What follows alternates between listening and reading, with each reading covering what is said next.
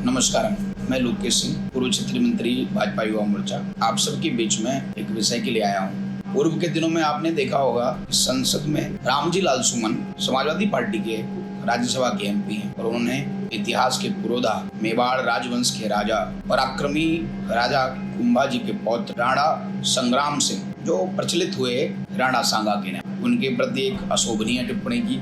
एक भारत के गौरवशाली इतिहास पर जिस राजा ने अपनी छाप छोड़ी हो उसके खिलाफ इस प्रकार की अमर्यादित अभद्र टिप्पणी करने के लिए उनको सजा जरूर मिलनी चाहिए और उन्हें जनता से, आम जनमानस से इस प्रकार बोलने के कृत्य को माफी मांगकर अपनी गलती स्वीकार करनी चाहिए। लेकिन वे गलती नहीं स्वीकार करते हैं। उसके साथ साथ करणी सेना के लोग आगरा में शांति विरोध प्रदर्शन करते हैं तो समाजवादी पार्टी के युवजन सभा, छात्र सभा के लोग मिलकर के मारपीट करते हैं। उस मारपीट से करणी सेना के कुछ कार्यकर्ताओं ने एक वीडियो बनाया और उस वीडियो की क्लिप काटकर उत्तर प्रदेश के पूर्व मुख्यमंत्री और समाजवादी पार्टी के राष्ट्रीय अध्यक्ष अखिलेश यादव जी ने अपने सोशल मीडिया हैंडल्स पर डाला। ये प्रदर्शित करता है कि अखिलेश जी का प्रायोजित हिंदुत्व के पुरोधा और राणा सांगा के प्रति किस प्रकार का भाव है और साथ साथ आज की परिप्रेक्ष्य में किस प्रकार से धर्म में, जाति में, पंथ में बांटने का काम समाजवादी पार्टी और उसके राष्ट्रीय अध्यक्ष करते हैं। मैं अनुरोध करना चाहूँगा, एक बार अगर किसी को जानना है कि राणा सांगा कौन थे,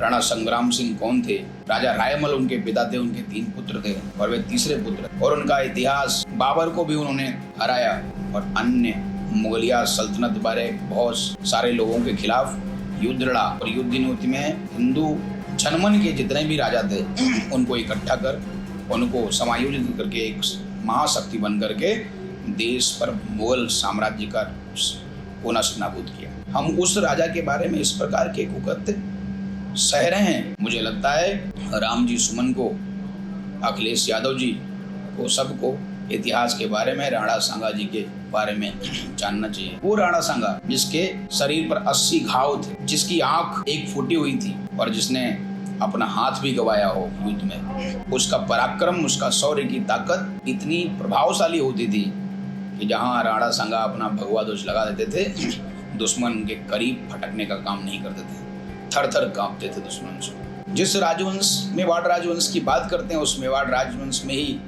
महाराणा प्रताप हुए।